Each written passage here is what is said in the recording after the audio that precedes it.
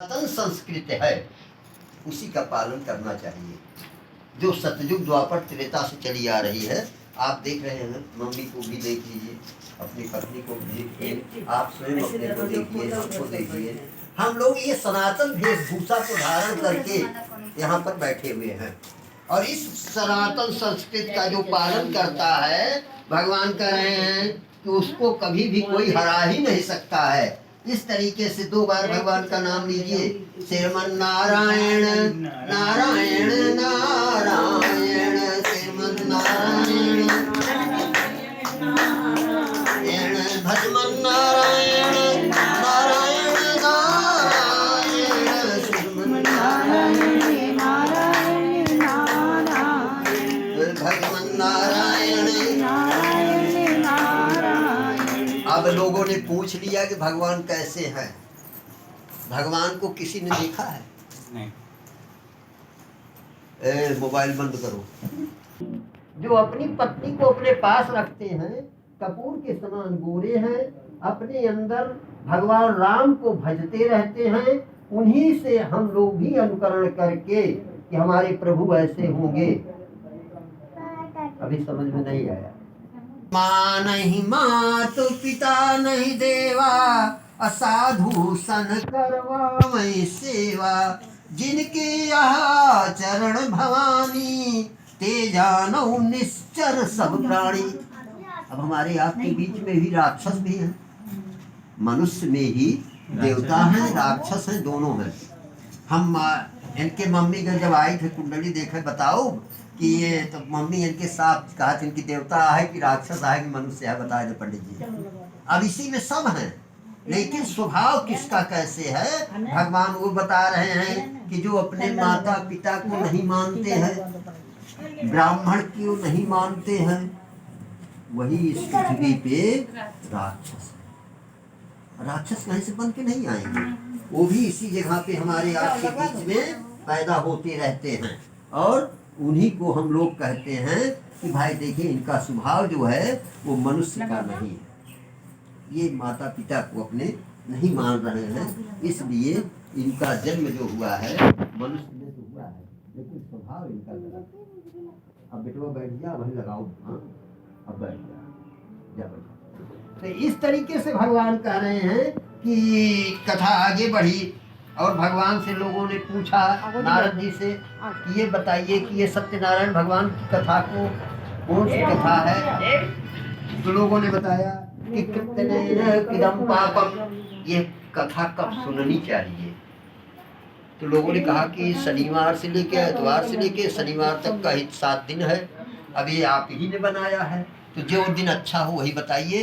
तो भगवान ने कहा सबई सुलभ सब दिन सब देशा, जो जिसके मन में जिस दिन आ जाए वही दिन वो उसके लिए अच्छा है। लेकिन इसमें भी लोग टीका टिप्पणी करते हैं, पंडित जी आज सोमवार, आज मंगरा, आज बुद्धा, आज विठया, आज सूका, तो हम कहे थे कि जो भी दिन है सब अच्छा है। इतना कहने के बाद भगवान से पूछा नारद जी ने कि ये बताइए कि सत्यनारायण भगवान में सामग्री क्या क्या लगती है। तो भगवान नारद जी बता रहे हैं कि कथा में सबसे पहले तो केले का फल होना चाहिए। मान ली केले का फल नहीं है तो जो ऋतु फल है, आजकल तो सबसे अच्छा फल भगवान को सबसे ज़्यादा प्रिय क्या है, आज ये 2-3 महीने बिकती, तो बताओ क्या बात है, रसाल, इसको कहते हैं रसाल फल। केला भी भगवान इसके लिए छोड़ देते हैं जब रसाल फल को देखते हैं, और रसाल फल जब पाते हैं तो कहते हैं ये स्वर्ग में दुर्लभ है। ये पृथ्वी पर स्वर्ग में केला तो मिल जाए, लेकिन पृथ्वी पे इसको खाने के लिए भगवान बार बार अवतार लेते हैं। और ये 3 महीने जो है भगवान यहीं पे रहकर अपनी इच्छा को पूर्ति करते हैं। मौसमी फल तो सभी को जी, जो भी मौसमी फल हो वो भी चढ़ना चाहिए भगवान को। इसके बाद भगवान कह रहे हैं कि पंजीरी, गेहूं की आटे की, उसमें जो है देसी घी शुद्ध हो, उसमें भूज कर चाहे 100 ग्राम भगवान के लिए भोग अलग से लगाना चाहिए। और मान लीजिए घी पर्याप्त है तो भगवान को 1.25 सेर की व्यवस्था करनी चाहिए पंजीरी की, उससे जितना हो सके ज़्यादा वो रहे, 1.25 पाव 1.25 सेर तक पंजीरी चढ़ाना चाहिए। पंचामृत कह रहे हैं, दूध दही घी शहद शक्कर, यही 5 अमृत है। इसमें भगवान को अभी भैया ने स्नान कराया। इसके बाद कह रहे हैं कि सब कुछ जब हो जाए तो भगवान को यथाशक्ति अपना दर दक्षिणा चढ़ा के प्रणाम करके ब्राह्मण की पूजा करनी चाहिए, और पूजा करके उनसे कहना चाहिए आप हमें अच्छी कथा सुनावें, और कथा का श्रवण करना चाहिए। कथा सुनने के बाद जब ब्राह्मण देवता जाने लगे तो जल जलपान कराकर उन्हें दक्षिणा देके विदा करना चाहिए। पहली अध्याय में विधि आया, महात्मा आया, कथा सुनने का फल आया। यही पे पहली अध्याय की कथा समाप्त होती है। इस श्री स्कंद पुराणे रेवाखंडे सत्यनारायण व्रत कथायाम प्रथमो अध्याय समाप्त। बोले श्री वृंदावन बिहारी लाल की जय।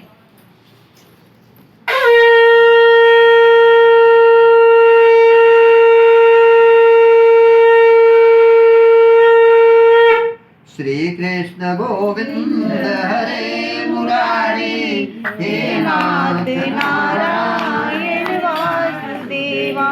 श्री कृष्ण गोविंद हरे मुरारी, हे नाथ नारायण वासुदेवा। अब दूसरी अध्याय की कथा जो आई है वो कथा है किसने इस पूजा को पृथ्वी पे किया, जो हम लोग कर रहे हैं, करा रहे हैं। तो सबसे पहले किसने किया उसके बारे में बताया जा रहा है। अनथ्याम प्रोक्षामि कृतेन पुरा द्विजः, काशी पुरे रम्भे हस्तो नृतो स्तुंगनः। एक काशी नगरी है, गई हो बिटिया? अभी बिटिया रह गई है, इसको ले चला जाए एक बार, अब तो और अच्छा बन गया है, दिखाया जाए। जिसे बनारस कहते हैं, जिसे बनारस कहते हैं। और उस बनारस में बिटिया भगवान साक्षात शंकर जी विराजमान हैं। या तो कैलाश पे हैं, या तो केदारनाथ में हैं, या तो यहाँ आपके काशी में। बाकी जितनी जगह हैं उनका वो स्वरूप है, लेकिन यहाँ तीनों जगह पर साक्षात वो रहते हैं। कभी काशी में रहते हैं, कभी भाग के चले जाते हैं कैलाश पे, और कैलाश से कभी भागते हैं चले जाते हैं केदारनाथ। अब यहाँ पे भगवान जाते हैं एक ब्राह्मण के यहाँ भिक्षा मांगने के लिए, क्योंकि उन्होंने जन्म दिया है तो सबको अपना अपना अधिकार दिया है कि किसको क्या करना है। तो ब्राह्मण का क्या कर्तव्य है कि वेद पढ़े, वेद पढ़ावे, यज्ञ करे, यज्ञ करावे, दान ले और दान दे। नहीं लेते रहे। हाँ, ले कितना ले, कहाँ रखे। हाँ, तो वो दे भी अपने से जो उससे ऊपर है उनको दे। तो जब इतना बताया तो भगवान पहुंच गए ब्राह्मण के यहाँ, कहा भिक्षाम दे। क्या कहा? भिक्षाम दे, भिक्षा दे, हमें भिक्षा दो। अब ब्राह्मण की पत्नी जो थी वो बेचारी झाड़ू पोछा लगाकर दरवाजे पे खड़ी थी, और पति देवता अंदर सो रहे। क्या कर रहे हैं? क्या नहीं उठा तो बहुत सच वाला बताना। अब भाई इनको रात में जागना पड़ता है, इसलिए इनके ऊपर कथा नहीं चल रही है। तो ब्राह्मण देवता बिटिया सो रहे थे और सूर्य भगवान निकल आए थे। राजा भी हो अगर सूर्य उदय के पहले नहीं उठता है तो सामना लीजिए कि उसको भी रंग बनने में देर नहीं लगेगी। भगवान कहते हैं सूर्य भगवान के निकलने से 2 घंटा पहले नहीं उठ पा रहे तो आधा घंटा पहले तो उठ गया। आजकल तो 6 बजे उठ रहे हैं भगवान सो के, सूर्य भगवान 6 बजे। तो इसलिए बिटिया को बता रहे हैं कि सुबह सबसे पहले उठिए, हम जल्दी फिर सो जाइए। उठने के बाद थोड़ा टहल घूम कर आइए, फिर सोइए, उससे नहीं मतलब है। लेकिन सूर्योदय के पहले एक बार खटिया को छोड़ दीजिए, बिस्तर को छोड़ दीजिए। और ये जो बैठी हुई हमारी बहन माताएं, ये लोग तो सुबह उठ जाते हैं, लेकिन हम लोग जो है सोते रहते हैं। हम तो 3 बजे उठ जाए थे, लेकिन क्या करिए, टहल के आई थे तो हमारे घर में जब खटखटाई थे तब सो उठा थे लोग। तो हम कहे थे इनका सुबह डिस्टर्ब न करा, सोए। तो भगवान कह रहे हैं इस तरीके से ब्राह्मण देवता से भिक्षा मांगे, और पत्नी ने कहा कि सो रहे हैं। भगवान ने कहा जाके जगाओ। पत्नी गई, जगाया। जगा के आते हैं, ब्राह्मण देवता ने प्रणाम किया। भगवान ने कहा ये सोने का समय है, आप अपने कर्तव्य को नहीं कर रहे हैं, और भिक्षा मांग कर भोजन करा रहे हैं अपने सब परिवार को, ये अच्छा है? भगवान ने तुरंत ब्राह्मण देवता ने कहा प्रभु करें क्या करें? कहा तुम्हारे घर में अब सत्यनारायण भगवान का पूजन होना चाहिए। कहा कहाँ है सत्यनारायण भगवान, कहाँ है? कहा तुमको दिखाई नहीं पड़ रहे हैं, तुम्हारे सामने खड़े हैं। तो कहा बस पकड़ा तुरंत उनका हाथ और ले गया आंगन में। आंगन में पैर को धोया, धोने के बाद उनको भगवान को कहा खिलाएं क्या? तो उसके घर में एक तुलसी का वृक्ष लगा हुआ था, एक पत्ते को तोड़ा और उसने हाथ में लिया। लेने के बाद कहा कि तेरा तुझको अर्पण, क्या लागे मेरा। जैसे इतना कहा भगवान ने तुलसी दल को उठाया, अपने मुख में डाला और वहां से गायब। जान रहे हैं भगवान किसके घर में तो कुछ है नहीं, तुलसी पत्र इसने मुझको समर्पित किया है, इसलिए मैंने इस पर काम कर दिया। अब वहां से भगवान फिर दूसरे दिन पहुंच गए सुबह, और जब पहुंचते हैं तो फिर वही तुलसी दल और पैर धोया, फिर तेरा तुझको अर्पण, क्या लागे मेरा। अब 2 दिन क्या हुआ उसका? क्या हुआ? व्रत। क्या हुआ? व्रत हो गया। पति और पत्नी दोनों व्रत, बच्चा व्रत। अब चिंता किसको हुई? भगवान को हुई। भगवान तो खा ही रहे हैं आके रोज। हाँ, चिंता किसको होती घर में? अगर तुम भोजन नहीं करोगी तो चिंता किसको होगी? अरे मम्मी को। वाह, पूरी तो जब पूजा मम्मी सुन को रहे हैं। चिंता हुई, किसको चिंता हुई? लक्ष्मी जी को चिंता हुई कि हमारा पुत्र, हमारी पुत्री 2 दिन से व्रत है, और भगवान जाते हैं डेली उसके यहाँ, तुलसी पत्र खाकर चले आते हैं और उसकी व्यवस्था नहीं कर पा रहे हैं। तो बहुत तेज बिगड़े। बैठ जा तू, एकावेद दिन तैयारी करा, हम बताओ, कथा सुन ले बस। आज बड़ी अच्छी कथा हो दिया। सही बात पंडित जी, बहुत अच्छे सुना रहे हैं। इसलिए भगवान तुरंत वहां पर लक्ष्मी जी ने जब भगवान से कहा तो भगवान ने कहा ये काम आपका है, स्टिक का है। पालन करना, जन्म देना मेरा काम था ब्रह्मा का, विष्णु का काम है सबको मुख में भोजन देना, लेकिन इनकी देख रेख सुरक्षा व्यवस्था सब आपकी जिम्मेदारी है। तो भगवान जब लक्ष्मी जी ने इतना कहा तो एक थाल में भरी लक्ष्मी जी फल फूल मीठा सब पहुंचा दिया ब्राह्मण के यहाँ तीसरे दिन। और नारायण जब वहां से चले तो इनको भी नहीं पता कि क्या व्यवस्था है। आए, जैसे ब्राह्मण देवता ने पैर धोया और जैसे तुलसी दल को तोड़ा, सामने देखा तो परात में 56 प्रकार का व्यंजन उठाया और कहा कि प्रभु तेरा तुझको अर्पण, क्या लागे मेरा। तो भगवान के मुख से निकला, अरे ब्राह्मण देवता, आज तो आपके यहाँ बहुत व्यवस्था हुई है। तो कहा प्रभु सब आपका है। कहा मेरा कुछ नहीं, हमारा होता तो 2 दिन से मैं न देता आपको। तो ये किसका है? ये है लक्ष्मी जी का विश्व भरण पोषण कर जोई, जो विश्व का पालन पोषण करती हैं, ये उनका है, वो माता का है तुम्हारे। इसलिए आज मैं इसमें से एक फल लूंगा और ये आपका है, आप खाइए। अब ब्राह्मण देवता कहीं जा नहीं रहे हैं, अपने घर में बैठे हैं चकाचक, और भोजन की व्यवस्था अब लक्ष्मी जी की जिम्मेदारी हो गई है, कर रही हैं। रोज सुबह उठ रहे हैं, अपना भजन कीर्तन कर रहे हैं और सारी व्यवस्था संभाल ली है। भगवान कहते हैं इस तरीके से एक दिन ब्राह्मण देवता से भगवान ने कहा तुम अपने व्रत का उद्यापन करो। 1 साल जब हो जाए, या तब तो साल भर क्यों कथा नहीं सुनते, 5-5 साल बीत जाता है, भगवान की कथा। लेकिन 1 साल में एक बार जरूर सुनना चाहिए ना। तो भगवान कह रहे हैं साल भर डेली तुम्हारे यहाँ कथा होगी और हम आएंगे। अब भगवान ने जब कह दिया तो साल भर कथा उनको कराना था। अब आए भगवान, रोज पूजा कराते थे, रोज चले जाते थे, फल फूल और बड़ा करो, और बड़ा करो, इसको बड़ा करिए। भगवान ने कहा तुम्हारे यहाँ मैं आना बंद कर दूंगा, क्योंकि साल भर हो गया है। तुम अपने इष्ट मित्र नाते रिश्तेदार सबको बुलाओ और सबके बीच में बैठकर कथा को सुनो। ब्राह्मण देवता ने कहा बहुत अच्छी बात है। उसका एक मित्र था बेचारा, उसको भूल गया बुलाने के लिए, और जब भूल गया तो कहीं से वो भी सुनता शंख की आवाज, कहाँ भैया कथा हो रही है? अरे भैया श्रीवास्तव जी के यहाँ हो रही है। अच्छा अच्छा, तब तो पहुँचना चाहिए। भगवान की कथा बिना बुलाए जो जाता है उसको दूना फल, जो बुलाने पे नहीं आता है उसको दूना घाटा। ध्यान दीजिएगा। और जो कथा में बुलाने पर आ जाता है भगवान ने कहा उसको जितना फल जजमान को मिलता है उतना ही फल उसको भी मिलता है, क्योंकि उसको बुलाया गया है। जजमान ने संकल्प लिया है कि मैं कथा सुनूंगा, और जो आए हैं ये सुने और चाहे उठ के चला जाए, इससे भगवान को कोई मतलब नहीं।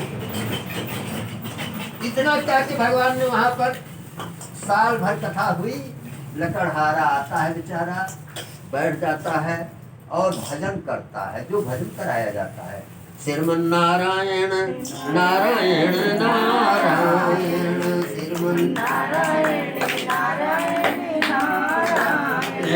भजमन नारायण नारायण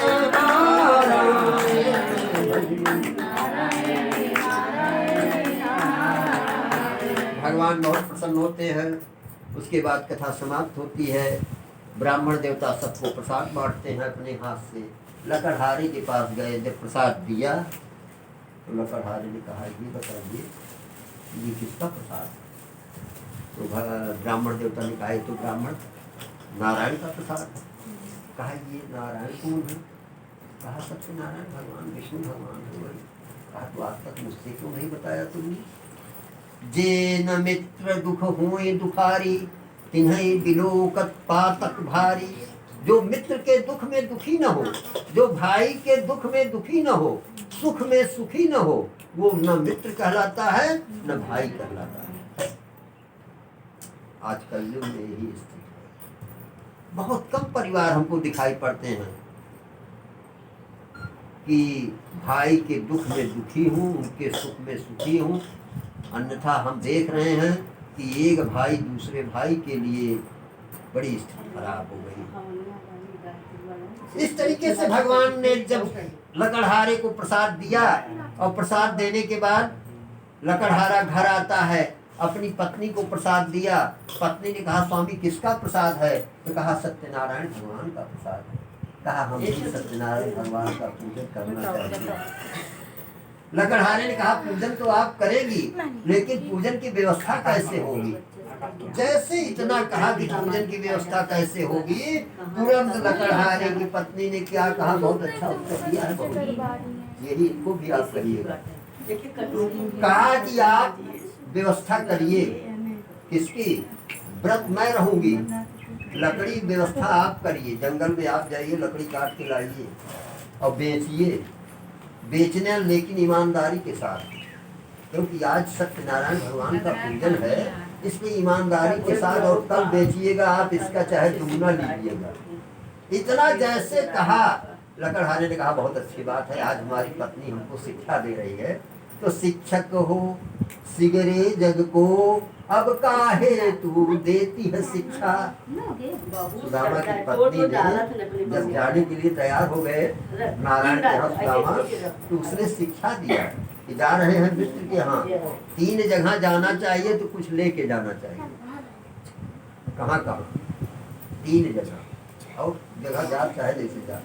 नंबर 1 तो ससुराल में जा तो कुछ लेके जाए चाहिए। चाहे हुआ सब जब देखी है ना, दौड़ियाँ हैं, इनके बिना हुआ कुछ न कुछ रह जाए। दूसरी जगह कहाँ? गुरु के यहाँ, पुरोहित के यहाँ। एक बिना तोरे मम्मी नहीं होती जरूर। इनका बुलाओ भी ही। हाँ, पंडित जी हमारे आएंगे ही, इसलिए यहाँ आएंगे तो यहाँ हम अपनी व्यवस्था है, वहाँ जाएंगे तो हमको कुछ लेके जाना पड़ेगा। तीसरी जगह जो है वो है मंदिर या भगवान की कथा में जाए तो कुछ न कुछ, चाहे तुलसी दल ही क्यों न हो, नहीं कुछ है तो तुलसी दल तो मिल ही जाएगा, फूल मिल ही जाएगा, ले जाके चढ़ा देना चाहिए। नहीं है तब, और है तो जैसे आपके यहाँ सारी व्यवस्थाएं देख रहे हैं चकाचक, ऐसे भगवान की व्यवस्था करनी चाहिए। इस तरह कहने के बाद ब्राह्मण देवता और लकड़हारे ने लकड़ी बेचने के लिए प्रस्थान किया, और जब बाजार गया तो वहाँ लकड़ी का मूल्य उसने 1 रुपये मांगा। कितना मांगा? ज्यादा जित बनाओ।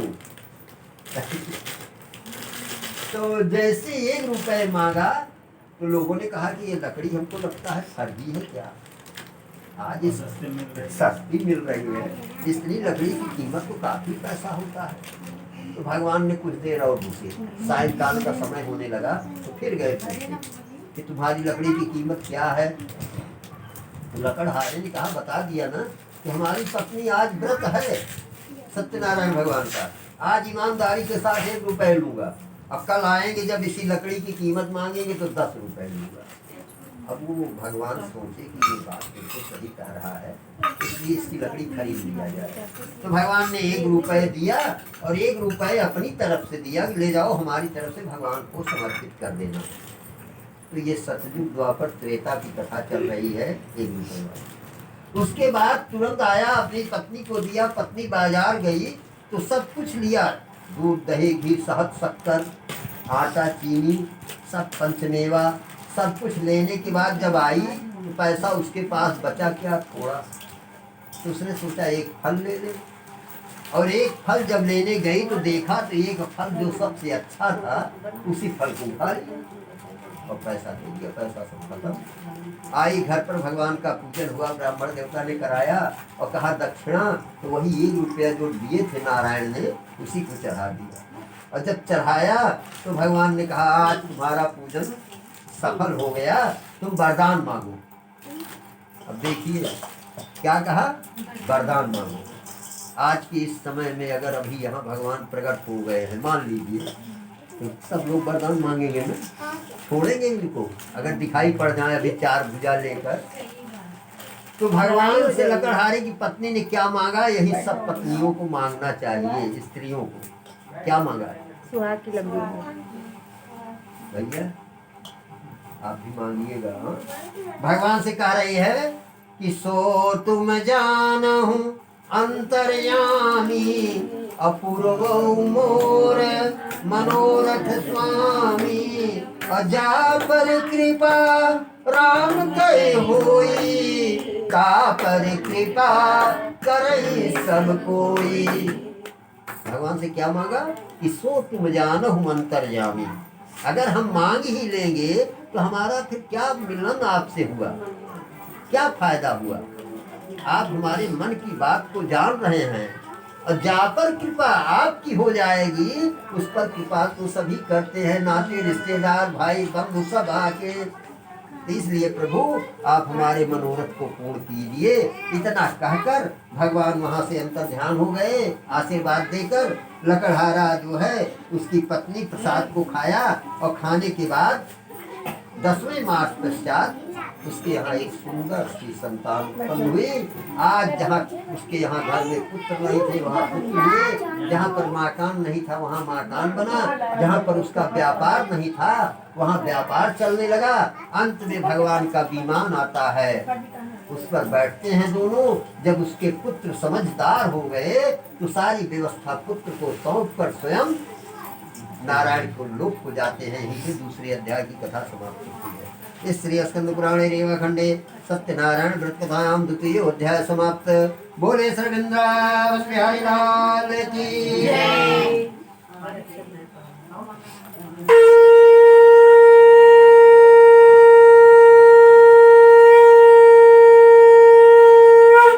श्री कृष्ण गोविंद हरे मुरारे, हे नाथ नारायण वासुदेव।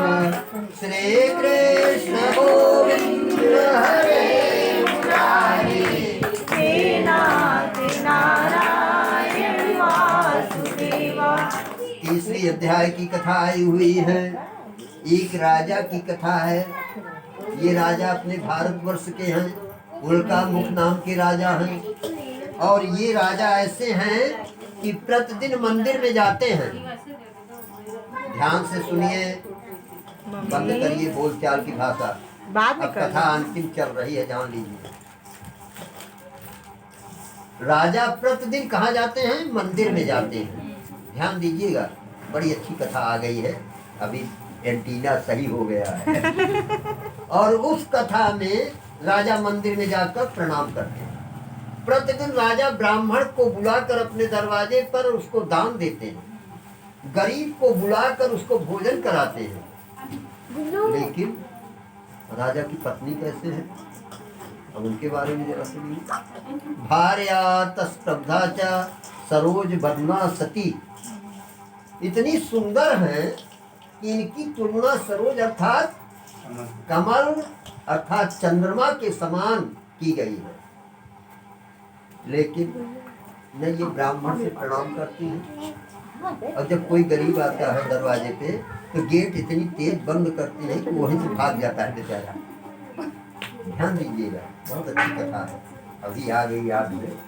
तो इस तरीके से राजा की पत्नी को कोई संतान सुख नहीं प्राप्त हुआ। काफी समय बीत गया, वृद्धावस्था आ गई, और जब वृद्धावस्था आई तो राजा के मन में एक भाव जागृत हुआ कि अब मुझे जंगल में चलना चाहिए तपस्या करने के लिए।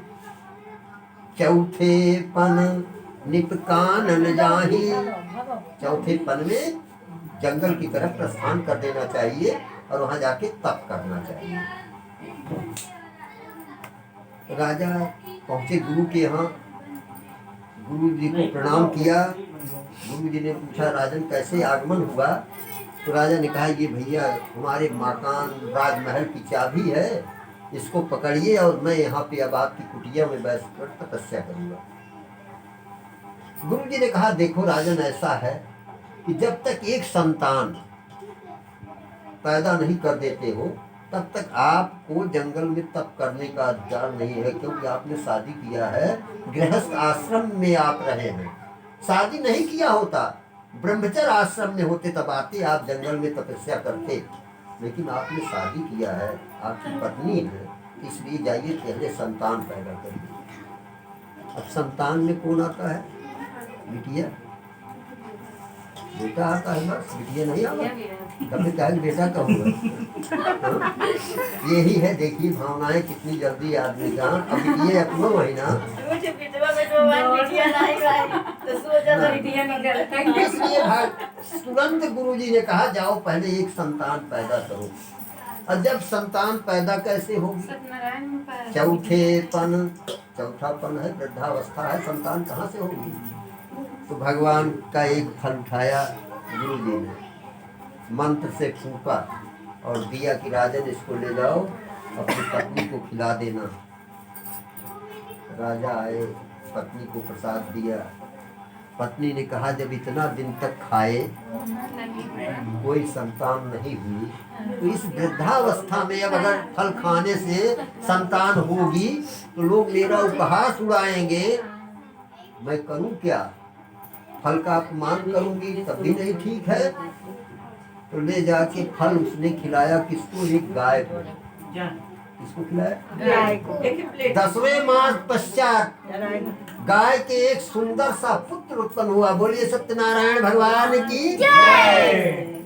प्रसाद में देखिए फल में कितनी शक्ति थी और आज है। एक पुत्र जब उत्पन्न हुआ तो राजा को बड़ा दुख हुआ कि गुरुजी ने हमारे प्रसाद दिया, मैंने अपनी पत्नी को दिया, इसका मतलब पत्नी ने प्रसाद को खाया नहीं, ले जाके गाय को खिला दिया, गाय को हमारे पुत्र हुआ है। चलिए हम भी चल रहे हैं देखने के लिए।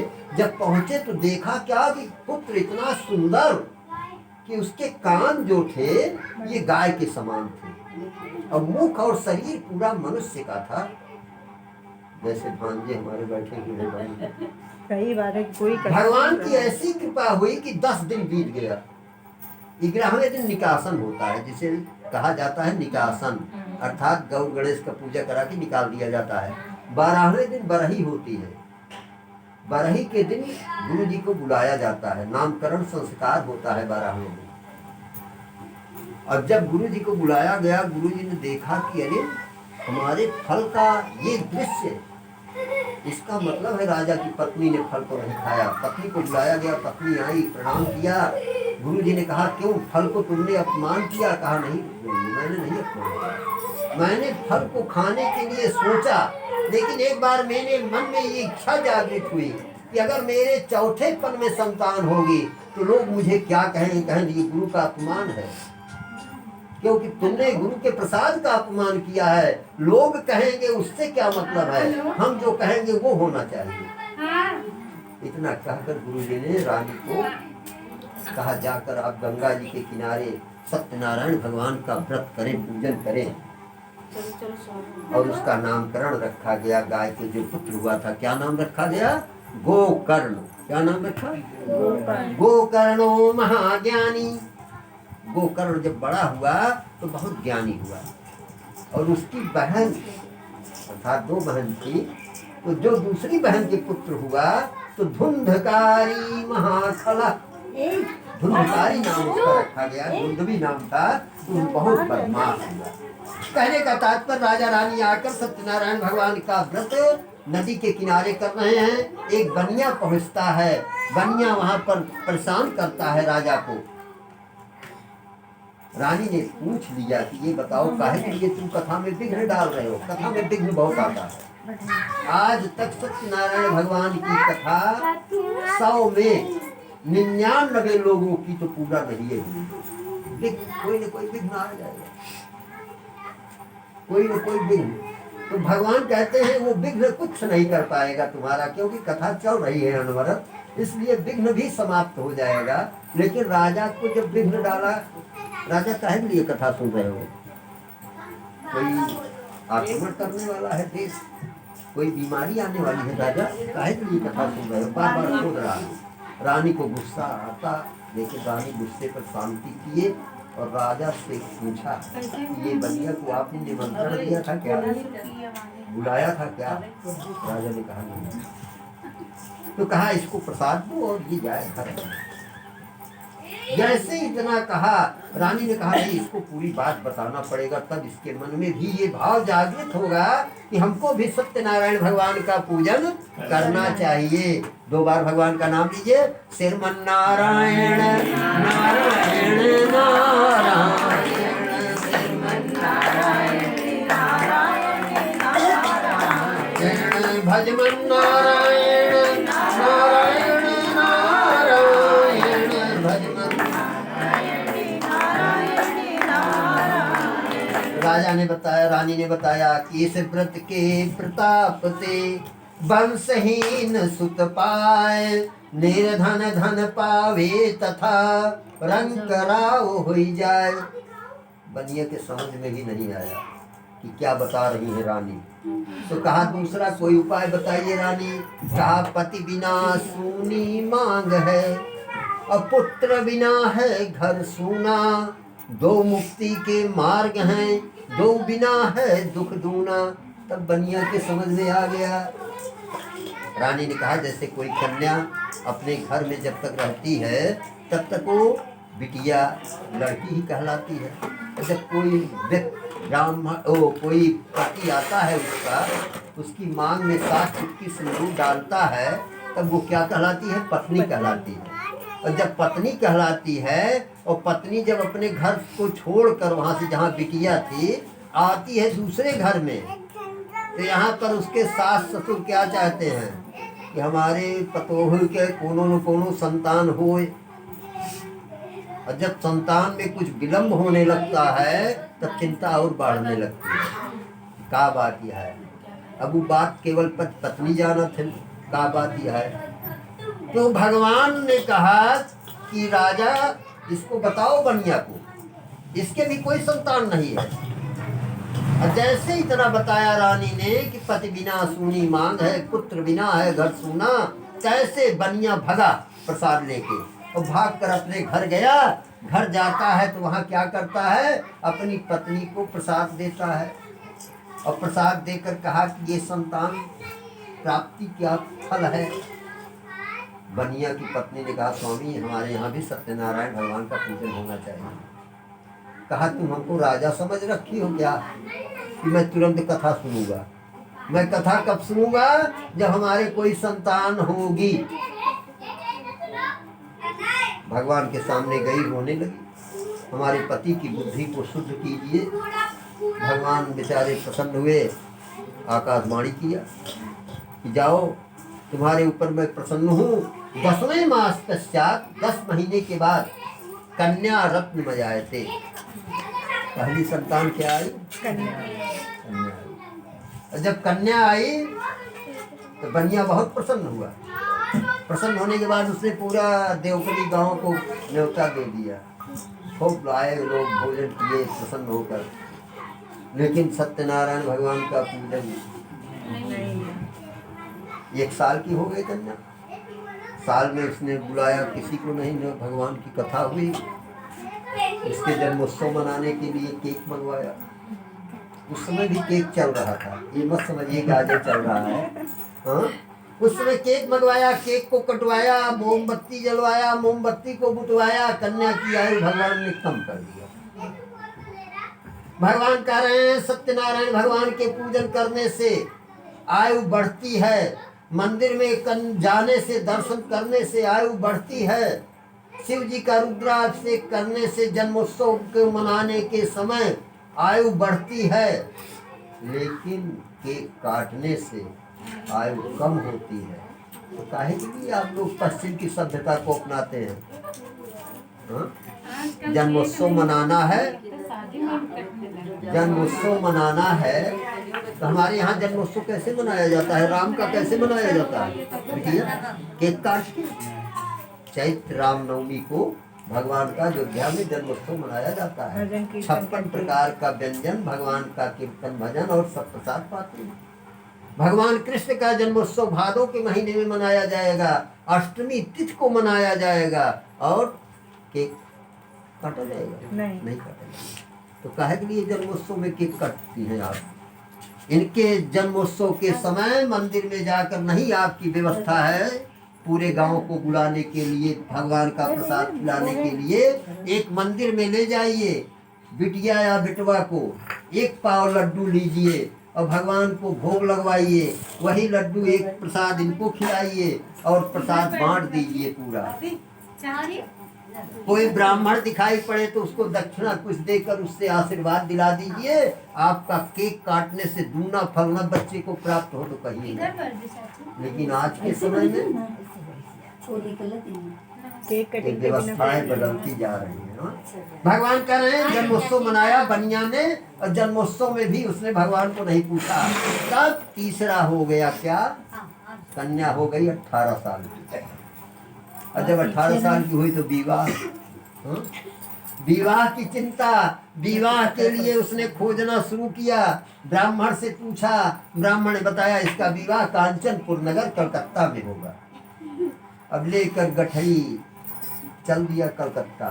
अच्छा कुल खानदान, श्रीवास्तव परिवार को श्रीवास्तव परिवार में विवाह करना चाहिए, ब्राह्मण को ब्राह्मण के यहाँ करना चाहिए, छत्री को छत्री के यहाँ करना चाहिए। अगर किसी अन्य जात की लड़की कोई लाएगा तो उसके माता पिता जो ऊपर गए हुए हैं उनको अन्नदान, पिंडदान या पूजा पाठ कोई फल प्राप्त नहीं होगा।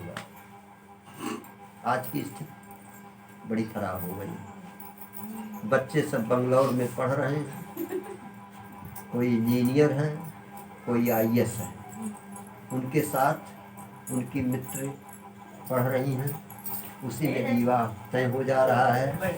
ब्राह्मण से कब पूछा जाता है? जब सब कुछ हो जाता है तब ब्राह्मण के पास आते हैं, पंडित जी लगन कोई सोच के बताइए। पंडित जी क्या लगन बताऊं? कितनी शादियां, अभी अभी हमने 5 शादी अब की कराई इसी 15 दिन में। सब में यही स्थिति है। बंगलौर में शादी तय हुई है पंडित जी, माता पिता बेचारे नहीं समझ पा रहे हैं। पंडित जी को कब बुला रहे हैं? जब विवाह को चलना था। हम कहे भैया चला, हम चलो चलते मंत्र बोल दे भाई, और क्या करिए कहाँ से बैठी है। इस तरीके से सत्यनारायण भगवान का पूजन बड़े प्रेम से बनिया ने नहीं किया। अब विवाह में विघ्न आया। जब विघ्न आया तो भगवान ने क्या किया कि उसको जेल में डाल दिया, दामाद को और उसके पिता को, लड़की के जेल में गए। यहाँ पर उसकी माता की हालत बहुत खराब हो गई, बिटिया की हालत बहुत खराब हो गई, क्योंकि वो भूल गए कि भगवान के ही द्वारा मुझे ये प्राप्त हुआ है। सत्यनारायण भगवान का व्रत करने के लिए बिटिया उद्धृत हुई कि हम व्रत करेंगे। 2 दिन व्रत रही, तीसरे दिन बेहोश होकर गिर पड़ी। भगवान नारायण वहाँ आते हैं, अपने चरण को झुलाते हैं और झुलाकर उसके मुख में जब चरणोदक को डालते हैं तो बिटिया ने पूछ लिया कि प्रभु ये बताइए माता जी कि हमारे मुख में ये जल किसने डाला?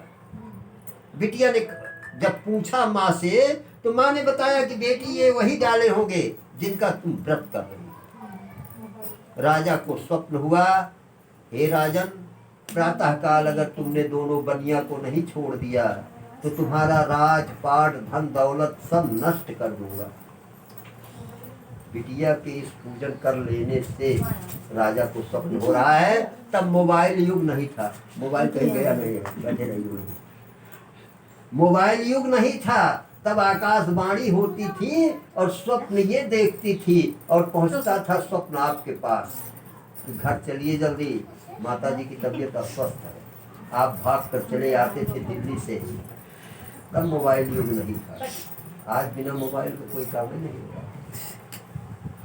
भगवान कह रहे हैं यहाँ पर बिटिया ने पूजा किया, स्वप्न हुआ राजा को। राजा ने स्वप्न के आधार पर पति और पिता को दोनों को छोड़ दिया, नए नए वस्त्र पहनाए, उनका माल लाकर दूना करके नौका पर रखा गया और राजा ने हाथ जोड़कर कहा कि आप जल्द से जल्द अपने घर के लिए प्रस्थान करें। यहीं पे तीसरी अध्याय की कथा समाप्त होती है। इस श्री स्कंद पुराणे व खंडे सत्यनारायण व्रत कथायाम तृतीयो अध्याय समाप्त। बोले श्री वृंदावन बिहारी लाल की जय।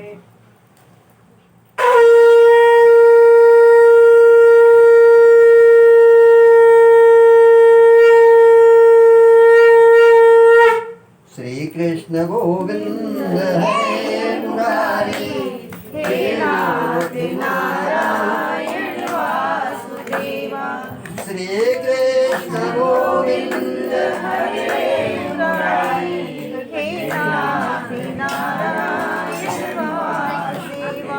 सशंक चक्रम सकृत कुंडलम सफेद वस्त्रम सरसीर्वेक्षणम साहार वक्षस्थल कौतुभ श्रियम नमामि विष्णुम शीर्षा चतुर्भुजम। चौथी अध्याय की कथा आई हुई है, उसी बनिया की फिर आई। भगवान ने बनिया को बार बार दंड दिया, इसलिए नहीं दिया कि कोई भगवान उससे रुष्ट थे। भगवान चाहते थे कि ये बनिया जो है धर्म पर चले। इसके पास धन है, धन की तीन गति है। धन रहे तो धर्म करना चाहिए, दान करना चाहिए।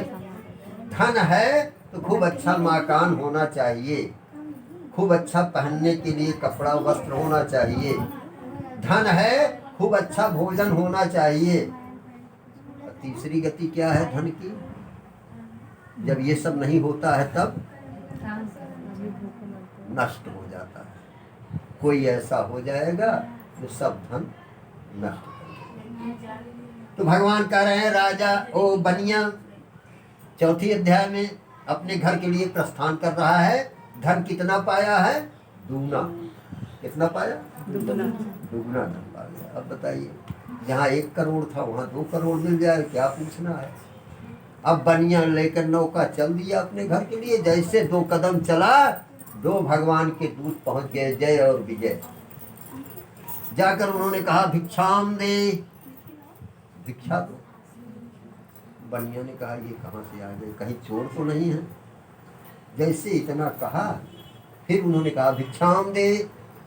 तो बनिया ने कहा अरे भाई हमारी नौका में कुछ है वह नहीं, ये तो मेरा जो है ये लता पात्र भरा हुआ है।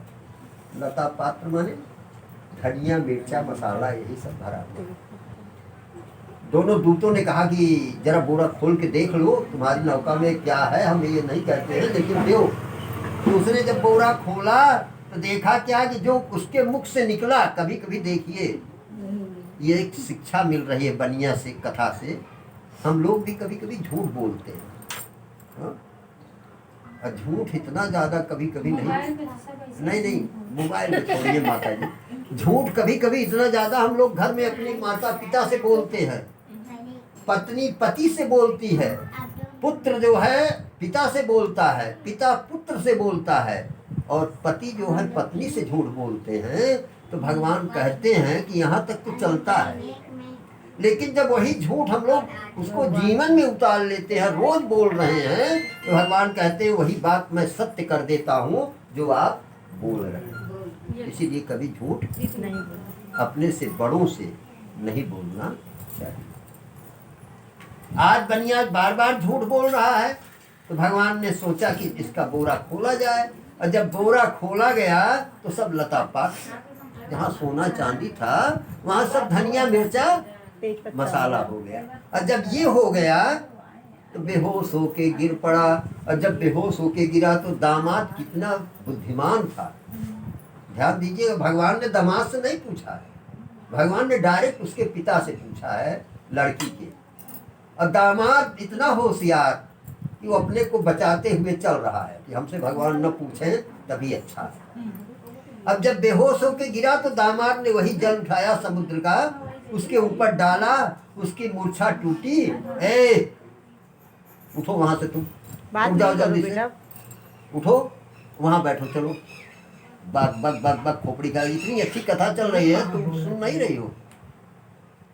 भगवान ने तुरंत क्या किया, अच्छा तुम घर जाओ। रहने दो रहने दो रहने दो। अरे रह दो का हम कह दिए तो आप उसमें क्यों बोल रही है? नहीं तो बात कर रही है, तो घर जाके बैठे। अब नहीं बोलेगी, अब नहीं बोलेगी, कथा चल रही है यहाँ पे भी। पूजा कथा ध्यान से। इस तरीके से बिटिया वहां पर तुरंत भगवान दामाद ने जल उठाया और डाला, मूर्छा टूटी।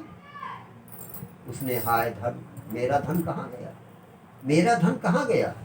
दामाद ने कहा, पिताजी काहे के लिए धन की चिंता करते हैं? माल पुनः मिल जाएगा, है दंडी का श्राप, जाओ उनसे मांगो क्षमा विनय पूर्वक। आप पिताजी आप जाइए, क्षमा मांगिए, आपको माल मिल जाएगा। अब बनिया ने सोचा क्या पिता ने कि कहीं दामाद हमारा मिल तो नहीं गया है। देखिए शंका कितनी दूर तक जाती है। और जैसे इतना कहा, गया वहां पर समुद्र के किनारे, प्रणाम किया, लेकिन वहां कोई दिखाई पड़ा है, जल थोड़ा दिखाई पड़ेगा। फिर आया लौट कर, दामाद के ऊपर बिगड़ गया कि वहां तो कोई है ही नहीं है। तो उसने दामाद को फिर शिक्षा, दामाद दे रहा है पिता को, क्या दे रहा है कि लोभ क्रोध काम ये सब को छोड़ दीजिए पिताजी। कहा कैसे छोड़ूं? कहा कि आप हम जो बता रहे हैं वही कीजिए कि निर्मल मन जन सो मोहि पावा, मोहि कपट छल छिद्र न भावा। निर्मल मन भगवान को बहुत प्रिय है। निर्मल मन आप लेकर जाइए, भगवान वहीं आपको मिलेंगे। कहा कहाँ मिलेंगे?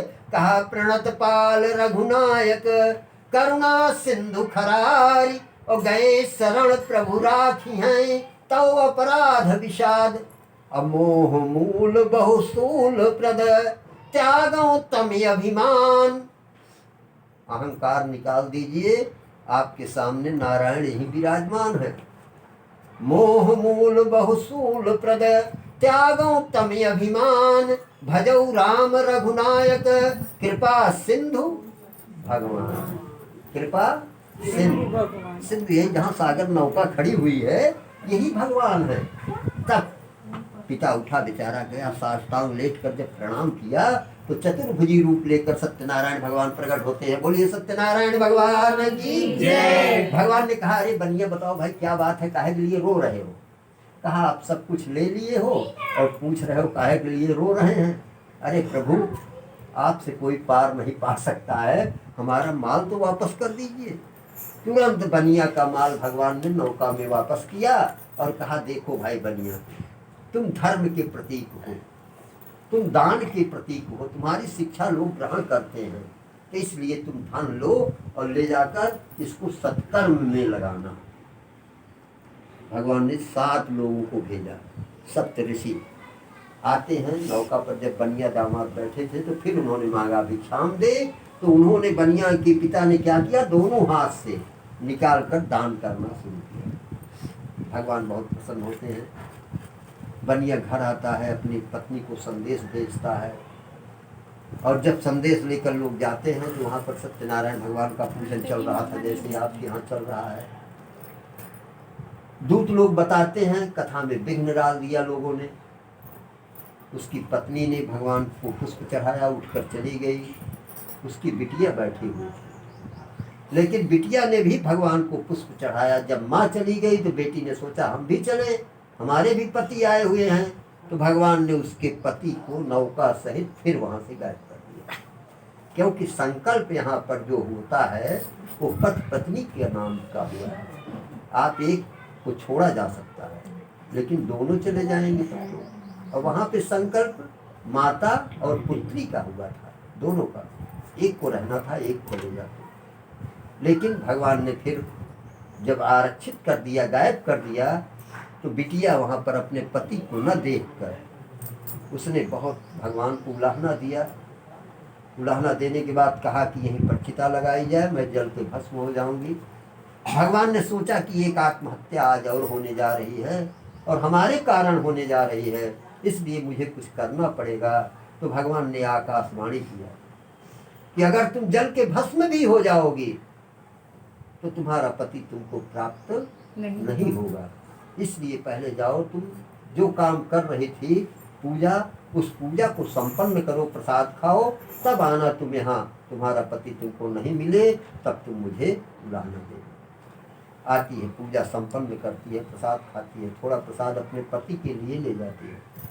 क्या देखती है कि नौका पर बैठकर उसका पति नीचे दिखाई पड़ रहा है। भगवान को बार बार प्रणाम करती है, प्रभु हमने बहुत बड़ी गलती किया है, उस गलती के लिए मुझे क्षमा करिएगा। अपने पिता को डांटती है कि पिताजी, अगर मेरे जन्म के समय आप सत्यनारायण भगवान का पूजन किए होते, मेरे जन्मोत्सव के समय सत्यनारायण भगवान का पूजन किए होते, मेरे जन्म के समय, जन्मोत्सव के समय नहीं किया, तो विवाह में कम से कम सत्यनारायण भगवान का पूजन करके विवाह किए होते, तो आज ये दिन मुझे देखना न पड़ता। आज सत्यनारायण भगवान कहाँ भेज दिए हैं बनिया को, जहाँ राजा रानी सत्यनारायण भगवान कथा सुन रहे थे और बनिया पहुंचकर कथा में परेशान कर रहा था, विघ्न डाल रहा था। वहीं पर आज ये दोनों बनिया पहुंचे हुए हैं, दामाद भी है, सब लोग पहुंचकर वहाँ सत्यनारायण भगवान का पूजन कर रहे हैं। बड़े प्रेम से अपने घर सामान लेकर आते हैं और हर महीने, हर पूर्णिमा, हर संक्रांति को सत्यनारायण भगवान का पूजन करते हैं। बनिया अंतिमेश स्वर्गलोक को प्रस्थान करता है। यहीं पे चौथी अध्याय की कथा समाप्त होती है। इस श्री स्कंद पुराणे रेवा खंडे सत्यनारायण व्रत कथायाम चतुर्थो अध्याय समाप्त। बोले श्री वृंदावन बिहारी लाल की जय।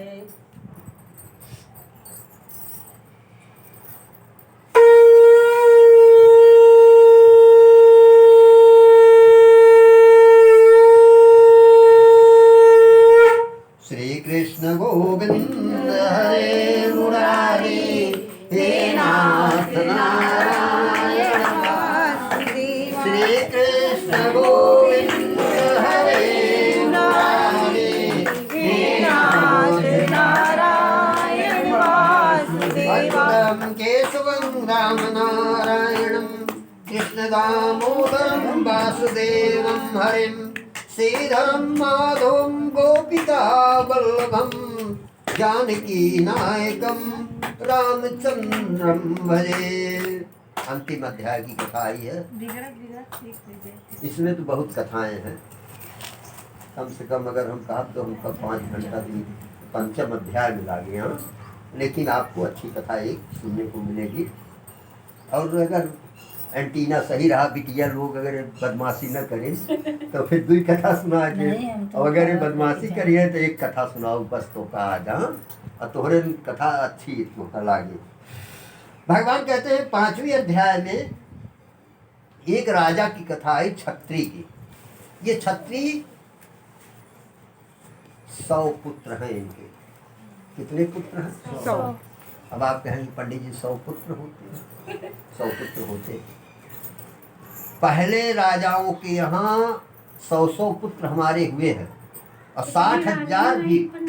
हाँ, कितनी रानियां? एक रानी। अच्छा। अभी कथा आ रही है आपको, अभी हम उदाहरण भी देते हैं। आप कहेंगे हाँ पंडित जी बिल्कुल सही कह रहे हैं। कथा में मैं इसीलिए बताता हूँ सबसे पहले कि झूठ तो बिल्कुल नहीं बोलिएगा, जो लिखा है उसी को प्रमाण देता हूँ। तो इनके 100 पुत्र थे। राजा बहुत धार्मिक थे, लेकिन आजकल कलयुग चल रहा है ना, सतयुग द्वापर त्रेता ये बीत गया है। सतयुग में राजा हरिश्चंद्र थे, द्वापर में भगवान कृष्ण थे और त्रेता में भगवान राम थे। कलयुग में अभी भगवान का अवतार होने वाला है। अभी हनुमान जी भ्रमण कर रहे हैं, ये अजर अमर हैं हनुमान जी। ये देख रहे हैं कि प्रभु हमारे कहाँ हैं। कथा तो हर रोज चल रही है कहीं न कहीं, लेकिन जन्म अभी इनका नहीं हो पा रहा है। तो कहाँ हैं उनके पास ये पहुंच जाएंगे तो वहीं जन्म हो जाएगा। तो आजकल लोग मकान बनवाते हैं भैया, वही तो 4 कमरा, इस राजा के पास भी 4 कमरा, लोग किराए पर देते हैं। हाँ? मकान बनवाते हैं तो किराए पर देते हैं कि किराएदार को दे दीजिए। तो कलयुग आया, हमारे भारत की व्यवस्था रही है अतिथि देवो भव, अतिथि जो है यही देवता है। तो आया, उसने कहा कि भाई हमको एक मकान चाहिए। अब राजा ने सोचा कि भाई मकान हम तो 4 बनवाए हैं, हमारे रहने के लिए पर्याप्त है, अगर ये मांग रहे हैं अतिथि हैं तो इनको एक कमरा दे दिया जाए। मंत्री से कहा एक कमरा दे दो, एक कमरा दे दिया। दूसरे दिन फिर राजा के सामने हाथ जोड़कर खड़ा हुआ, कहा एक कमरा राजन और चाहिए। कहा ये क्यों? कहा हमारी पत्नी आई हुई है, उसके रहने के लिए। राजा ने कहा एक कमरा और खोल दो। तब तक तीसरे दिन फिर हाथ जोड़कर खड़ा हुआ, कहा राजन एक कमरा और चाहिए मुझे। कहा अब क्यों? कहा हमारे पुत्र लोग भी आ गए हैं, इनकी पढ़ाई लिखाई की व्यवस्था भी देखना। राजा ने कहा बड़ी समस्या है, 4 कमरा है, 3 इसको दे देंगे तो एक कमरा बचेगा हमारे लिए, चलिए कोई बात नहीं। तब तक चौथे दिन राजा की सभा लगी, फिर पहुंचा हाथ जोड़कर, राजा एक कमरा और चाहिए। कहा क्यों? कहा हम अगर बैठेंगे सभा में तो हमारे जो आएंगे सब सुनने वाले वो कहाँ बैठेंगे, एक सभा के लिए भी होना चाहिए। राजा बेचारे विमूढ़ हो गए, 3 कर्तव्य विमूढ़ हो गए। और विमूढ़ होने के बाद इससे क्या हमें शिक्षा मिलती है वो ध्यान दीजिएगा कि आज के किरायादारों की यही स्थिति है। आपके पास जो अर्थ है, धर्म है, काम है, मोक्ष है, यही 4 चीजें आपके पास हैं, इन चारों पर कलयुग का आक्रमण हो गया।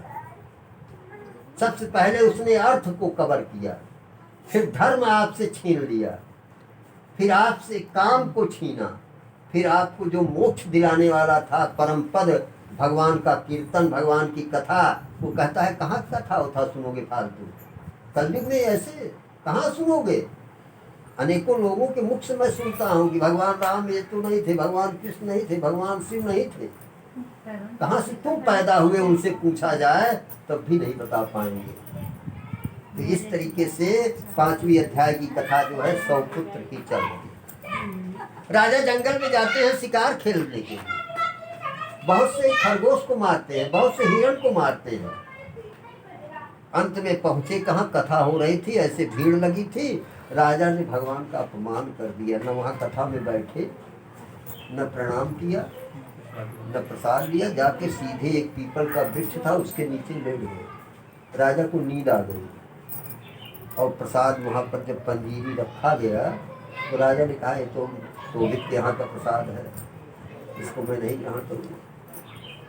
तो भगवान से नहीं रहा गया, भगवान ने कहा इसमें हमारा भक्त है, तुमने भक्त का अपमान किया है, इसलिए राजन तुम्हारे 100 पुत्रों को मैं एक क्षण में मारता हूँ। क्षण माह करही आन का ताना, उमा मरम काहू नहीं जाना। कोई समझ ही नहीं पाया और 100 पुत्र एक साथ बताइए। प्रसाद त्यागने के कारण उसमें जो तुलसी दल पड़ा है उसके कारण भगवान ने, तुलसी के कारण कि हमारे भक्त का अपमान हुआ है।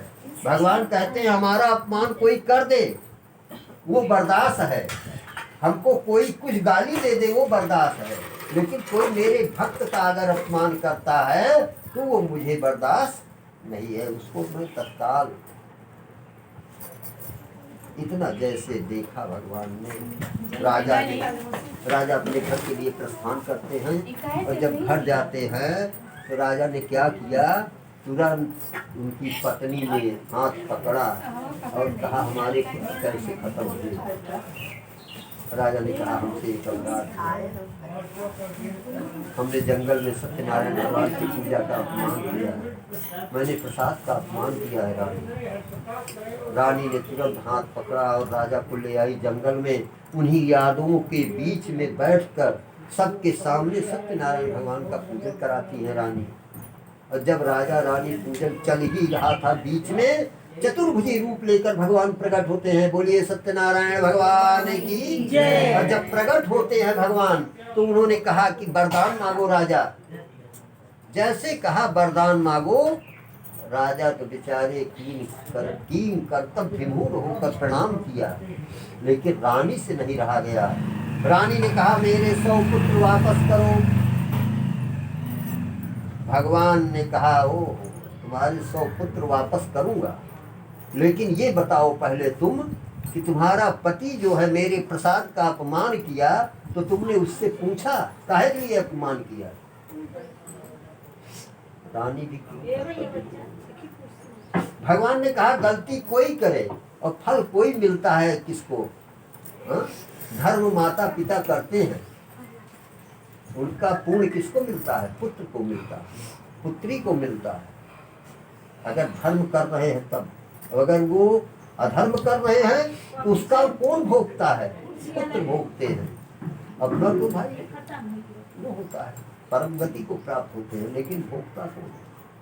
तो भगवान कह रहे हैं राजन उनको पुत्र दूंगा, फिर दूंगा, 100 पुत्र फिर दूंगा, लेकिन इनको मारूंगा।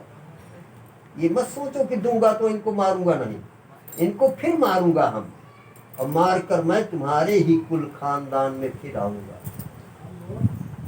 तो दूसरा जन्म किसका हुआ? राजा का। छत्री में भैया किस क्लास में पढ़ रही हो?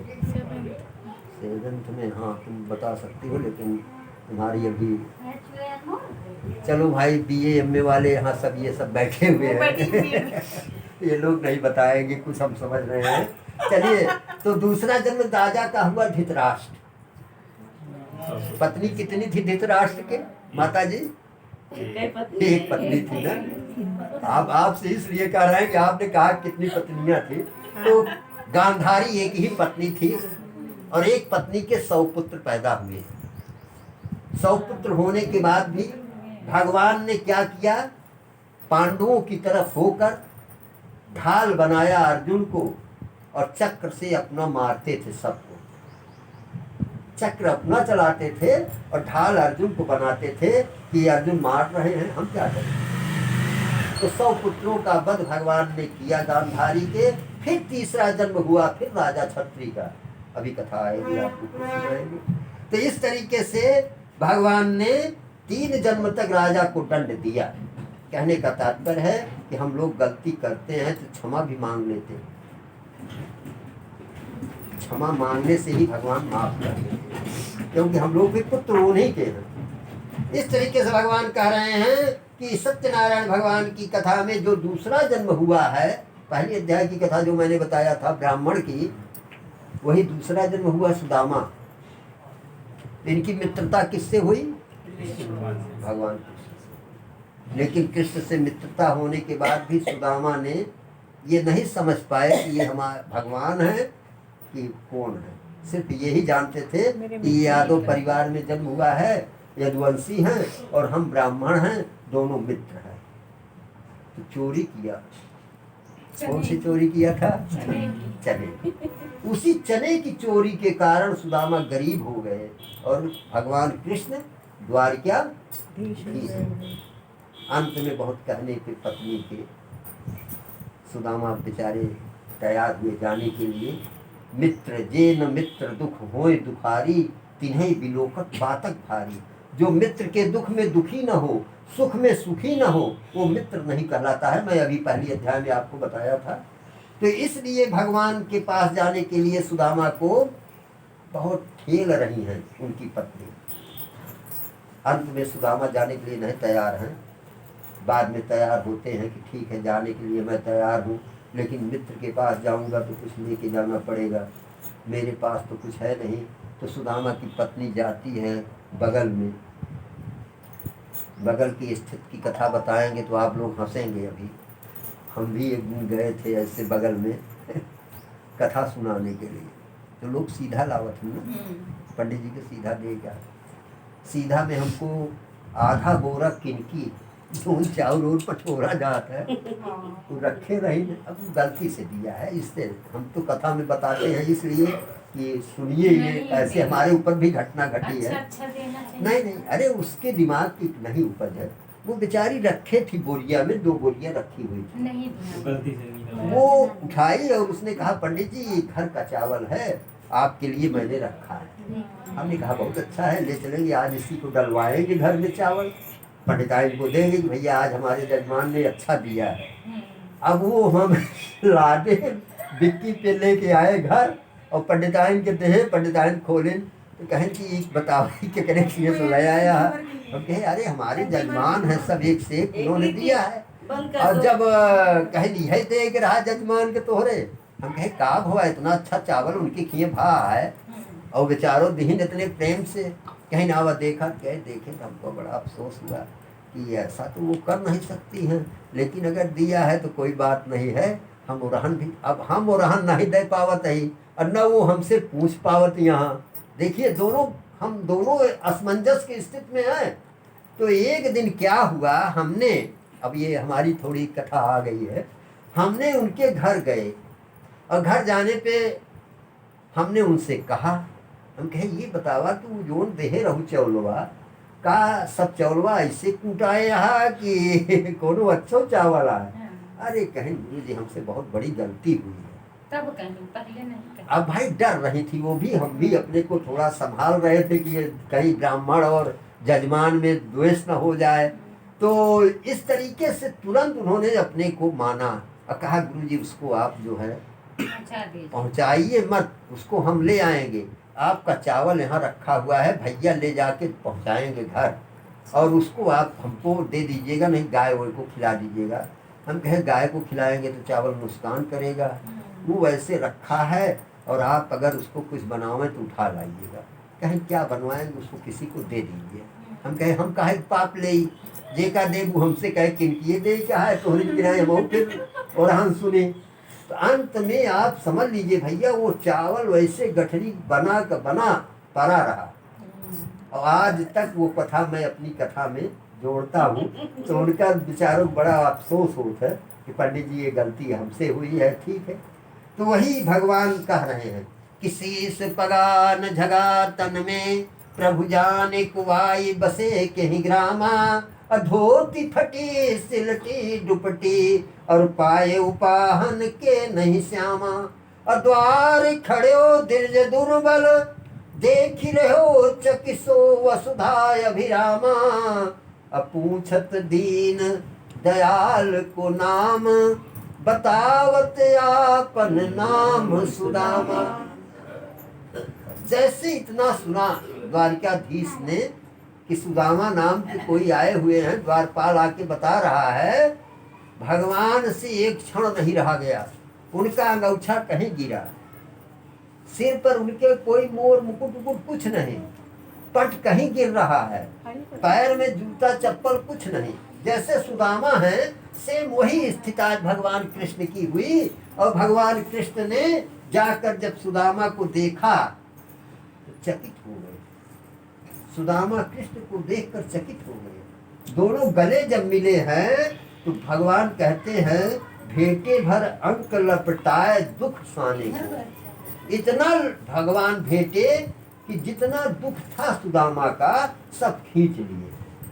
अंत में ले गए हैं सिंहासन पर, जब बैठाए हैं तो सुदामा बैठने के लिए नहीं तैयार थे कि ये द्वारकाधीश का सिंहासन है, इस पर मैं नहीं बैठूंगा। लेकिन भगवान कृष्ण उन्होंने बैठाया और बैठाने के बाद उनके जब पैर को देखा तो कहा अरे ब्राह्मण देवता ये पैर आपकी, ऐसे बिहाल दिवाहिनी सो पग कंटक जाल लगे पुन जोए, हाय महा दुख पाए सखा तुम आए तय न कितय दिन खोए, और पानी परात को हाथ छुओ नहीं नैनन के जल सो पग धोए, और देखी सुदामा की दीन दशा करुणा करके करुणा निधि रोए। आज भगवान रो रहे, हम लोग भक्त हैं, हम लोगों के लिए रोना, भगवान के लिए हम रोते हैं, भगवान रोए हमारे लिए, तब तो समझिए हमारा जीना व्यर्थ, हाँ? हमारा जीना सफल हो गया। और हम रोते हैं तो भगवान सोते हैं ये तो नर मरकट यो सबई नचावत, राम खगेश वेद यस गावत। ये नर मरकट जितने पैदा हुए हैं ये स्वार्थ के लिए हैं, स्वार्थ लाई करें सब प्रीति, सुर नर मुनि सबके यह रीति। ये स्वार्थी हैं, इसलिए मैं इनके लिए नहीं रोऊंगा। लेकिन सुदामा के लिए भगवान रो गए। रुक्मणी जल भर के लाती हैं। भगवान ने सोचा कि रुक्मणी जल भर के लाएंगी, जब तक ठंडा पानी तब तक तो मैं अपने इस मतलब खारे जल से सुदामा का पैर धोऊंगा। और एक एक कांटे को निकाल रहे हैं तो उनको याद आ रहा है, अरे सुदामा तुम इतने दिन कहाँ थे, उनको और पहले आना चाहिए था। अच्छा ठीक है, कोई बात नहीं है, पंचामृत से स्नान कराया जाए। दूध दही घी सुदामा को स्नान कराया जा रहा है, नए नए वस्त्र पहनाए जा रहे हैं। अब सुदामा बार बार वो जो तंदुल दी थी उनकी पत्नी, उसको बेचारे दाब रहे हैं, दाहिने बाएं चुरा रहे हैं। और चुराते चुराते इतना चुराया कि भगवान कृष्ण की निगाह पड़ गई वहाँ पर। जो स्वयं चौरा चोर हो, उनका नाम है चौराग्रणिम। चोरों में सबसे ज्यादा अग्रणी कौन है? भगवान कृष्ण है। तो उनकी निगाह पड़ गई, अरे सुदामा तुमने हमारी भाभी का जो सामान दिया है उसको तुम चुरा रहे हो, अभी बताता हूँ तुमको। तब तक भगवान ने एक हाथ बढ़ाया और सुदामा सोच रहे हैं कि ये हाथ हमारी सेवा के लिए बढ़ा रहा है, और तुरंत खींच लिया। और जब खींचा तो पोटली फट गई, फटी थी पहले से ही और फट गई। और चावल जब नीचे गिरा तो भगवान ने एक मुट्ठी चावल उठाया और तुरंत उसको खाया। और सारी स्त्रियां बैठी हुई हैं भगवान की, रुक्मणी बगल में खड़ी हुई है। रुक्मणी ने कहा, अरे आज तक तो हमने तुम्हें चावल खाते हुए कभी नहीं देखा। एक बार तुमने चावल खाया था तो पेट में बड़ा दर्द हुआ था, आज तुम एक मुट्ठी चावल खा गए। सोच रही हैं, और तब तक भगवान ने दूसरी मुट्ठी उठाया। और जब दूसरा खाया तब रुक्मणी सोच रही है, ओहो 2 लोक तो गया, स्वर्ग गया और मृतलोक गया, अब बचा क्या? गोलोक बचा है, यही जहाँ हम लोग हैं, ये भी जाने वाला है। तब तक तीसरी मुट्ठी उठाया, रुक्मणी ने हाथ पकड़ा, कहा बस हम कहाँ जाएंगे, तुम कहाँ रहोगे, जब सब सुदामा को दे दोगे। तो भगवान ने कहा, रुक्मणी बहुत बड़ी गलती की है, इस गलती का प्रायश्चित तुम्हें भोगना पड़ेगा। हमें दान देते वक्त तुमने रोका है, कोई दान दे रहा हो तो उसे रोकना नहीं चाहिए, यानी बहुत ज्यादा है। और आज की स्थिति यही है, कोई दे रहा है, हाँ इतना, अरे इतना दिया कहाँ भाई, इतना हो। तो भगवान कह रहे हैं तुमने रोका है, इसलिए मैं तुम्हें श्राप देता हूँ कि तुम जाओ, ब्राह्मण के हमेशा चरण में विराजमान रहोगी। वही जगह रुक्मणी को भगवान ने दंड दिया।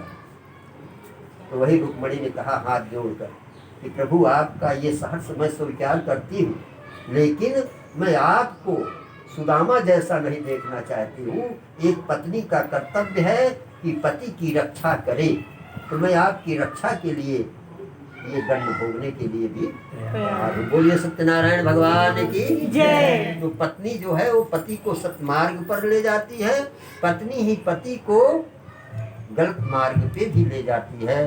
दोनों काम, पत्नी ही गुरु होती है, पत्नी ही नारी होती है, पत्नी ही ये लक्ष्मी होती है, पत्नी ही देवी होती है। दूसरी अध्याय की कथा जो आई है लकड़हारे की, वही दूसरे जन्म में निषाद राज हुआ, हमारे सिंगवेरपुर है यहाँ का राजा हुआ और भगवान राम से मित्रता किया।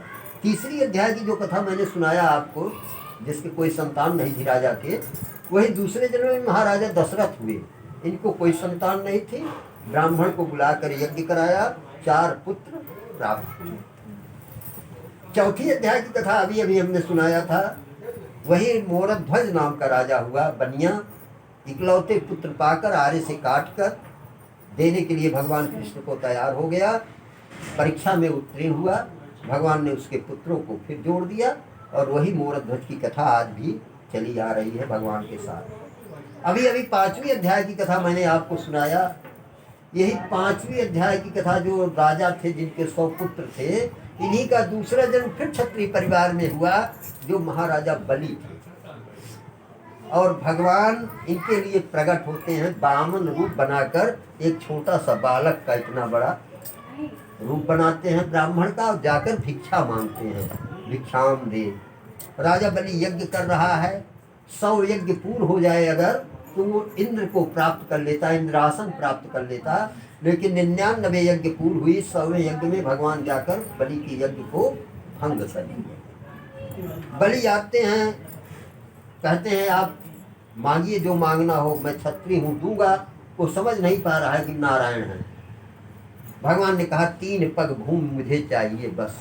3 पग भूमि में बलि ने कहा क्या करोगे, यहाँ से यहाँ तक हुआ ले लो, कहीं भी देवकली में सब यहाँ पे जिम्मेदार हैं देवकली वाले। 3 पग भूमि दे देंगे, जहाँ चाहो वहाँ ले लो। भगवान ने कहा दोगे, हाँ दूंगा। 3 बार भगवान ने कहा दोगे, हाँ दूंगा। अंत में संकल्प बोला भगवान ने। संकल्प में पढ़ा हिरण्याकश्यप के पुत्र प्रहलाद, प्रहलाद के पुत्र विलोचन और विलोचन के पुत्र महाराजा बलि 3 पग भूमि देने के लिए तैयार। कुछ अच्छा जल रख दो। भगवान ने ले लिया। बलि से कहा नापो, कहा नापो। कहाँ नापे, कहा ऊपर। बलि ने सोचा ये इतना बड़ा बालक है, नापे ऊपर देखता हूँ। भगवान ने दाहिना पैर अपना उठाया और बढ़ाना शुरू किया।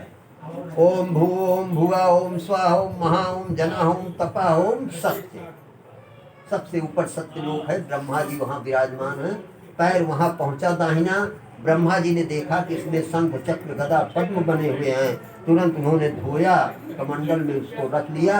वही गंगा जी का अवतरण वहाँ पे भगवान के नख से गंगा जी का अवतरण हुआ। दूसरा पैर बलि से पूछा भगवान बढ़ाए, कहाँ बढ़ाएं? बलि ने कहा नीचे बढ़ाओ। तो अतल सुतल तलातल रसातल पाताल चीरता हुआ पैर सीधे शेषनाग के ऊपर पहुंच गया जो इस पृथ्वी को धारण किए हुए हैं। और वहां पर पहुंचा तो भगवान से शेषनाग जी कहा बस अब प्रभु इसके आगे मत करिएगा, नहीं तो सारी पृथ्वी समाप्त हो जाएगी। अब तीसरा पैर बलि से कहा कहाँ बड़ा, हमने सब कुछ नाप लिया। कितना नापा भगवान ने? 2 पग में क्या क्या नापा सब भूल गए कथा लिखना होता। भगवान ने नापा क्या? 14 भुवन, 7 ऊपर 7 नीचे। 14 भुवन एक पति होई, अभूत 2 तिष्ठे नहीं कोई। अब यहाँ कोई नहीं रहेगा, सब लोग निकल जाओ, ये सब मेरा है। बलि एक पैर कहाँ दे रहे हो बताओ? बलि ने कहा ओह आप समझ नहीं आया कि तुम जो बता रहे थे हमारे गुरु वही हो तुम। तो ऐसा करो ऊपर वाला पैर नीचे लाओ। भगवान ने कहा ला रहा हूँ। ऊपर वाला पैर धीरे धीरे भगवान नीचे ला रहे हैं। बलि ने कहा मेरे सिर पे रखो। देखिए कितना होशियार था बलि, तुरंत अपने सिर पे रखवाया और नापवा दिया अपने को भी। अब सब कुछ चला गया। तब तक उसकी पत्नी बेचारी घर में थी, भागती हुई आई। उसने कहा अरे ये तुमने क्या किया? बिना पत्नी कथम धर्म, बिना पत्नी के तुमने धर्म किया है। और वो भी ये जो करा रहे हैं ब्राह्मण देवता, इनको ऐसा कराना चाहिए। अरे जब तक पत्नी नहीं थी तब तक कोई बात नहीं है, लेकिन अब तो पत्नी है तो पत्नी के साथ पूजा करिए। ब्राह्मण देवता देखिए पत्नी उनकी बलि की कितना होशियार है। उसने कहा हमारे पति ने सब कुछ दान दे दिया है, मैं समझ गई हूँ, लेकिन बिना दक्षिणा के आपने कैसे दान ले लिया? उसका नाम था शांता। उस बलि की पत्नी का नाम था शांता। तो कहा शांता सहित दक्षिणा संकल्प होगा। भगवान ने फिर बलि की पत्नी को भी दक्षिणा स्वरूप में ग्रहण किया। यहीं पे 5वीं अध्याय की कथा समाप्त होती है। फिर कभी समय मिलेगा तो बलि की कथा आगे बढ़ेगी। इस श्री स्कंद पुराण रेवाखंडे सत्यनारायण व्रत कथायाम पंचमो अध्याय समाप्त। बोले श्री वृंदावन बिहारी लाल की जय।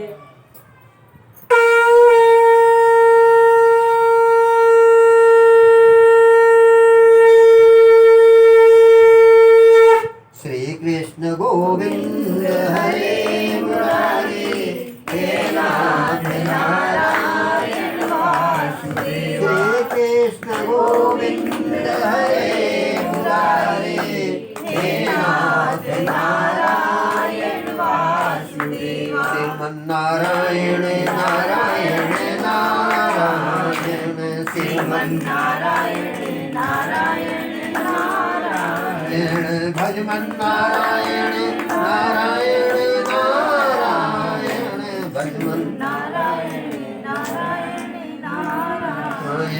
सिरमन नारायण नारायण नारायण सिरमन नारायण नारायण भजमन नारायण नारायण नारायण भजमन।